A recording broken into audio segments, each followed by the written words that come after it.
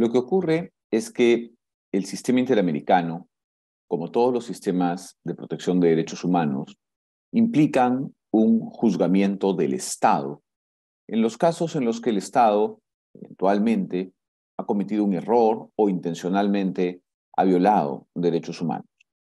De esa manera, siempre habrá una crítica al trabajo que realizan las cortes supranacionales que protegen derechos humanos.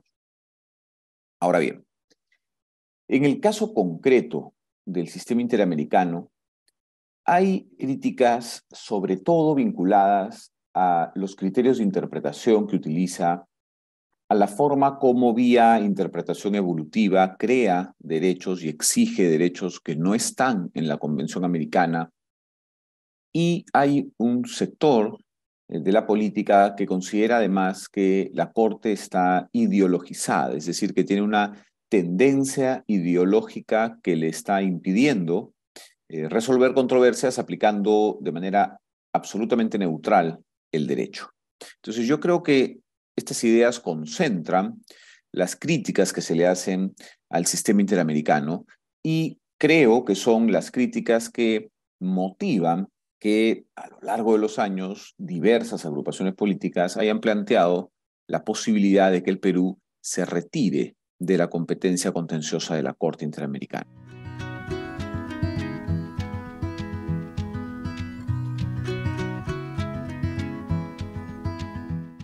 En efecto, el caso de Venezuela es el antecedente más reciente. Tenemos otros. Por ejemplo, en el 98, Trinidad y Tobago indicó que quería retirarse de la competencia contenciosa de la Corte Interamericana de Derechos Humanos y en efecto lo hizo. Venezuela, evidentemente, el 2012 solicitó el retiro y el 2013 también se hizo efectivo su retiro. Pero hay un antecedente importante que es el del caso peruano. El Perú en 1999 solicitó el retiro de la competencia contenciosa de la Corte Interamericana de Derechos Humanos. La Corte no aceptó el retiro, pero por una cuestión sobre todo procedimental. ¿Qué quiero decir? El Perú solicitó de manera inmediata el retiro de la competencia de la Corte. La Corte, en algunos casos, como por ejemplo el de Baruch Ibcher, dijo que no es posible retirarse de la competencia contenciosa de la Corte Interamericana sin denunciar el Pacto de San José, o sea, la Convención Americana de Derechos Humanos. Entonces, no hay forma, según la Corte, de únicamente quitarle competencia a la Corte manteniéndose en la Convención Americana, porque estos dos instrumentos, la Corte y la Convención, funcionan de manera articulada. No puede el uno estar sin el otro. Esa es una opinión de la Corte que eventualmente podríamos discutir. Yo particularmente no estoy de acuerdo, pero al margen de eso, eso es lo que decidió la Corte. Entonces, en el caso peruano no se aceptó el retiro de la competencia de la Corte y luego el Perú indicó que dejaba sin efecto esa solicitud y que por tanto seguíamos siendo y siempre habíamos sido uno de los estados que reconocía la competencia de la Corte Interamericana. Entonces, con este antecedente queda claro que la única forma de dejar de estar sometidos a la competencia contenciosa de la Corte Interamericana de Derechos Humanos es denunciando, es decir, retirándonos de la Convención Americana de Derechos Humanos. El artículo 78 de la Convención Americana establece que es posible el retiro de un Estado y que lo que tiene que hacer es informar de esto al secretario general de la OEA. Una vez que se informa de esto al secretario general de la OEA, hay que esperar un plazo de 12 meses. Transcurrido ese plazo, se hace efectivo el retiro del Estado de la Convención Americana y, consecuentemente, el retiro de reconocimiento de ese Estado de la competencia contenciosa de la Corte Interamericana. Ahora, esto evidentemente no puede afectar los procedimientos ya concluidos, ni tampoco los procedimientos iniciados durante ese periodo de 12 meses, es decir, los procedimientos que eventualmente puedan estar en curso. Y eso es algo importante que también se debe tomar en cuenta.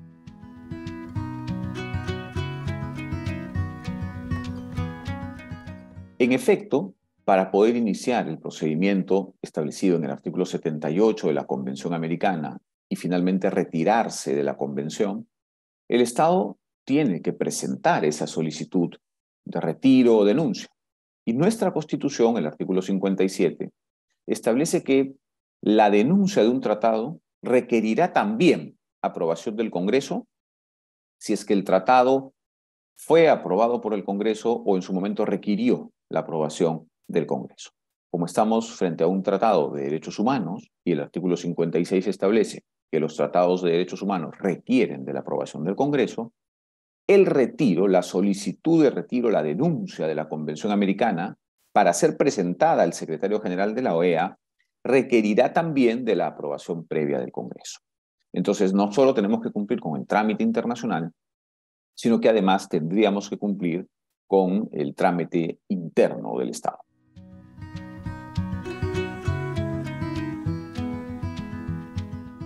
Lo que ocurre es que, desde mi punto de vista, y acepto que es discutible, una cosa es el reconocimiento de derechos por parte de un Estado que se hace a través de un tratado de derechos humanos como la Convención Americana de Derechos Humanos, y otra cosa distinta es el reconocimiento de la competencia contenciosa de una corte para juzgar eventuales violaciones de esos derechos humanos.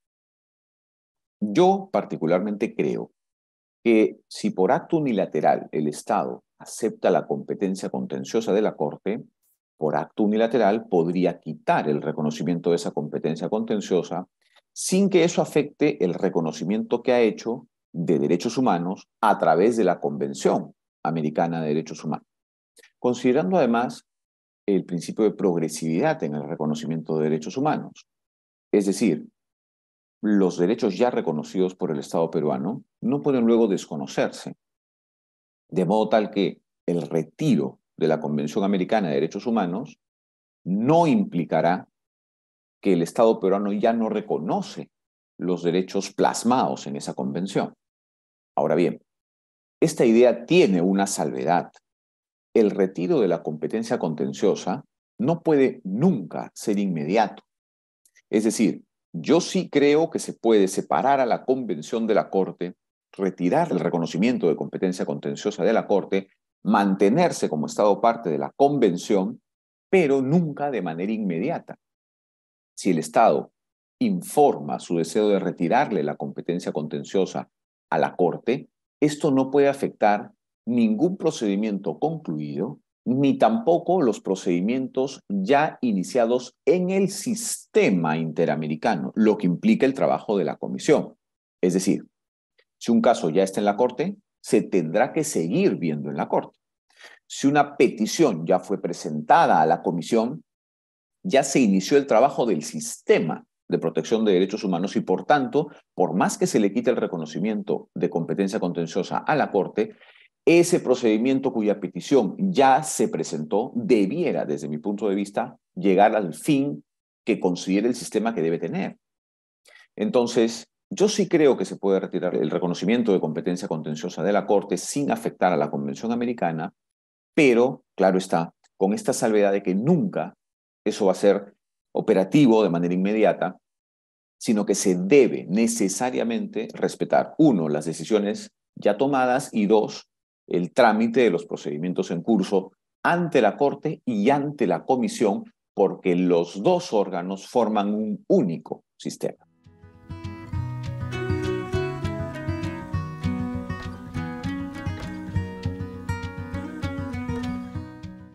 Desde mi punto de vista, operaría de esa manera. Se retira el reconocimiento de la competencia contenciosa de la Corte y desde ese momento la Comisión ya no puede recibir peticiones, pero sí podría seguir tramitando las peticiones ya recibidas y podría llevar a la Corte los casos que considere y la Corte podría resolver esos casos. Pero una vez más aclaro, esto es solamente mi posición, mi opinión, porque la Corte ha sido clarísima. No hay forma de retirar el reconocimiento de la competencia contenciosa de la Corte si no es retirándose de la Convención Americana. Ahora bien, también quiero hacer un agregado aquí. La Comisión Interamericana tiene un doble rol. Es un órgano del sistema interamericano, pero es también un órgano principal de la OEA. Y como órgano principal de la OEA, tiene un rol de protección de derechos humanos. Por más que uno le retire el reconocimiento de competencia contenciosa a la Corte y por tanto la Comisión ya no pueda recibir peticiones con el ánimo de ser tramitadas para eventualmente llevar el caso a la Corte, la Comisión sigue siendo un órgano principal de la OEA, sigue teniendo el rol de protección de derechos humanos con funciones distintas, pero las sigue teniendo y las puede seguir ejecutando respecto de todos los Estados miembros de la Organización de Estados Americanos.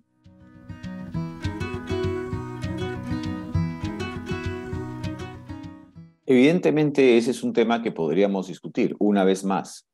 Desde mi punto de vista, desde la postura que yo planteo, todo procedimiento culminado debe respetarse y debe cumplirse. En esa medida, si la Corte tiene un rol de supervisión del cumplimiento de sus sentencias, podríamos discutir si el procedimiento de supervisión de cumplimiento es un nuevo proceso, en cuyo caso ya la Corte no tendría competencia para hacerlo, o es parte del proceso culminado, en cuyo caso la Corte mantendría la competencia para supervisar el cumplimiento de su sentencia. Ahora bien, en cualquiera de los dos casos, la Comisión, visto el incumplimiento de una sentencia, como órgano de la OEA, podría informar de esto a la Asamblea, al margen de que el Estado siga estando vinculado por el sistema. Recordemos, está sometido al trabajo de la Comisión en tanto órgano de la OEA. Entonces, yo creo que para ese problema, que en efecto es algo que tendría que pensarse con detalle y resolverse, hay alternativas.